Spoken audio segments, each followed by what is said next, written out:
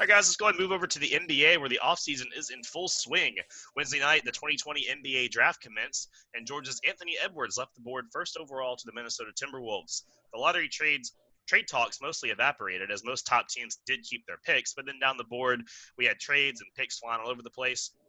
In the end, the Warriors got their new big. Charlotte might have found its star, and maybe the Knicks didn't screw it up. So, what do you think, Drink? What pick stood out to you the most from the other night? Well, first of all, let me start off. Let me give a shout out to these big wig networks, your ESPN, your Foxes, NBA TV, all these networks that knew who the hell all these guys was, because your boy didn't. I'm gonna keep it straight and funky. I'm gonna get straight to the point. Here's the deal. I only knew 4 of these guys. I heard of more of these guys, but I only knew of 4. If four of these guys were standing in front of me, I could say, "Oh, okay, you're Anthony Edwards. You're LaMelo Ball. You're James Wiseman. You're Obi Toppin." The rest of these guys, I could tell you play basketball. You're kind of tall, kind of dirty. I mean, like that's how I would have to do it.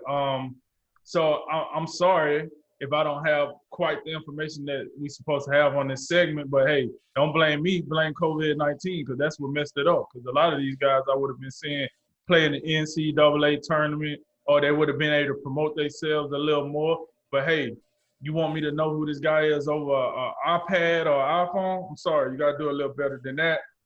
To get back to your question, the pick that stood out to me most would have to be LaMelo Ball. Listen, he was by far the most polarizing guy in this draft, and it wasn't even close. Where he went, I wanted to see where he went, because I didn't think he was a good fit for the Timberwolves. And I think because of the path that he took to get to this point, I thought he had to go to a specific team. Why not go to the Hornets, with a guy that knows what it feels like to be polarizing in the NBA, with the owner Michael Jordan. If it's one guy that understands that position, it's him. So I was very interested in seeing that. Overall, I thought the top 3 picks was your 3 best options of the draft, and I thought they went according to those teams. Anthony Edwards, he was a guy that we heard a lot. We didn't see a whole lot of success out of Georgia, but it was a guy we heard of a lot. So he was one of the few guys. You had James Wiseman. The dude played 3 games, but I want to say he made the show on numerous occasions with all the other stuff that came with that. So I knew he was just by name. And like I told you, LaMelo Ball, well, I was more interested in seeing what LeVar Ball had to say during the draft than, I thought he was going to come out there with some of his shenanigans and doing what he do. Now I guess we finally get to see the LeVar versus Michael Jordan one-on-one game, since he said he can go out there and dog him. Now I want to see it, since your son now. Show up to the arena and let's roll, baby. Let's see. So with all that said, in a nutshell, quick, fast, to the point, where LaMelo Ball stood was very interesting to me.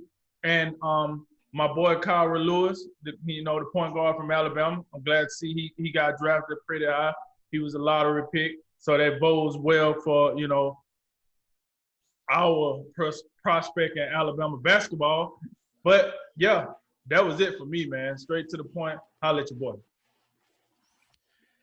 Yeah, just to give an example to kind of how I describe it as this overall an underwhelming NBA draft.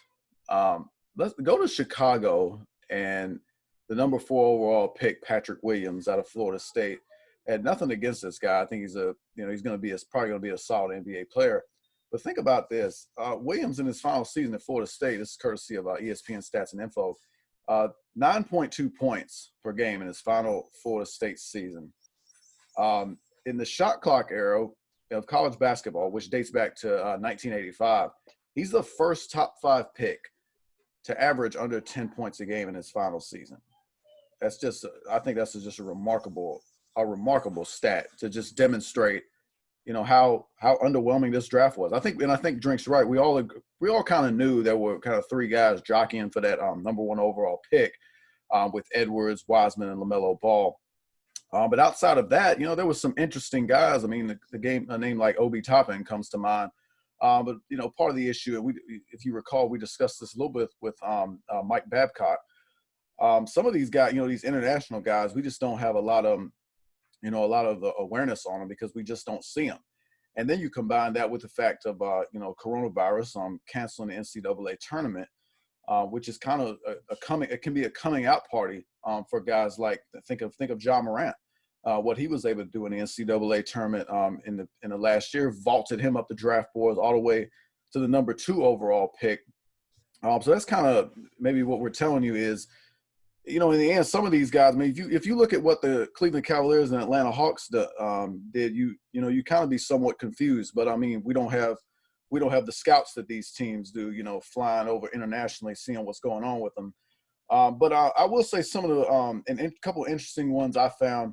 I like Philly at the 21st pick, taking Tyrese Maxey out of Kentucky. If you recall, seems like ages ago, but on opening night of college basketball, we looked at Kentucky, and Tyrese Maxey the whole night. He was the one guy that really stood out. Looked like he had that it factor. Made a lot of clutch plays down the stretch of that game. So I think, and you look at Philly and what they really need. Perimeter shooting, something that they could probably use. We'll cover this a little bit later, most likely, but Josh Richardson out of there. So really, when you look at Ben Simmons in that backcourt, and now maybe you can rotate Shake Milton plus Tyrese Maxey. I mean, that could be a nice little rotation for them. And also, I know one of the things we've been looking at is Milwaukee and some of the moves they've been making, and then wondering how exactly are they going to fill out this roster. Well, perhaps one of those answers they could have found in the second round with Louisville's Jordan Nwora, preseason ACC Player of the Year candidate, and ended up finishing second to Trey Jones, but first team All ACC, third team All America. Really a guy that really improved dramatically during his time with the Cardinals, and he could be a nice rotation piece. And think about it, Milwaukee has been able to do this recently, where they pull some late round magic. Some names like Pat Connaughton and Dante DiVincenzo, really under the radar guys like them come to mind.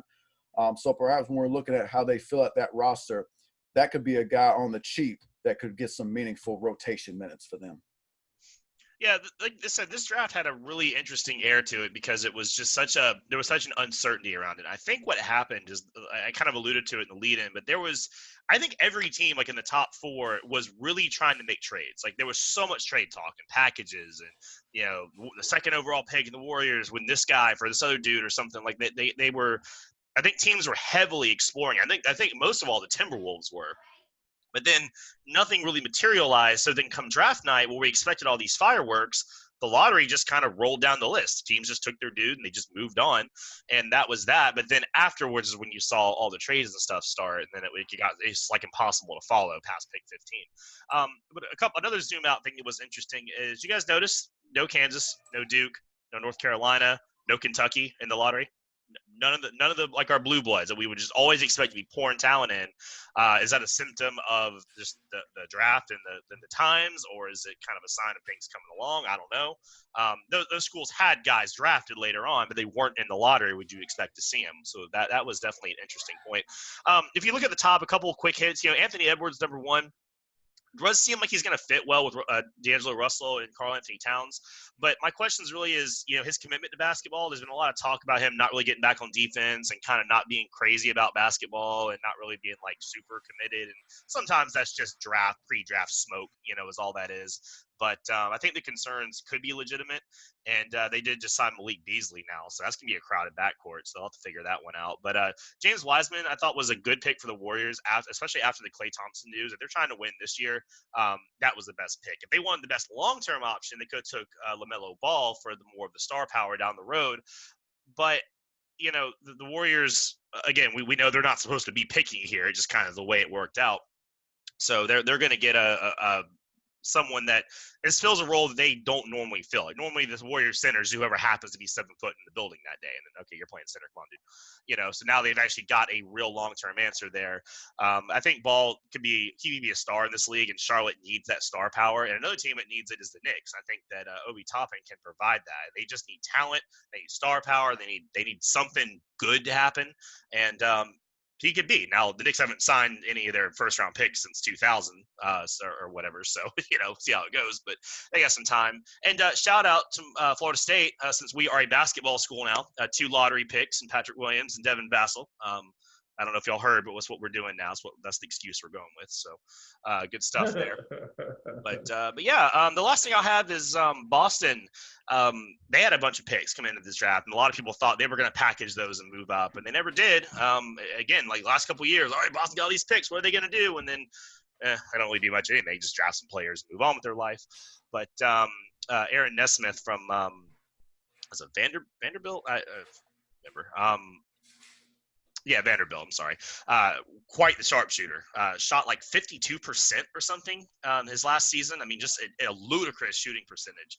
And putting a really good shooter in that rotation, especially with the likely departure of Gordon Hayward now, that's going to be a good pickup. So it looks like they found a guy that probably shouldn't have been there by 14, but he just kind of slipped down the board. And once again, Boston gets lucky. So we'll see where they're going to put all these players and what they can do with them.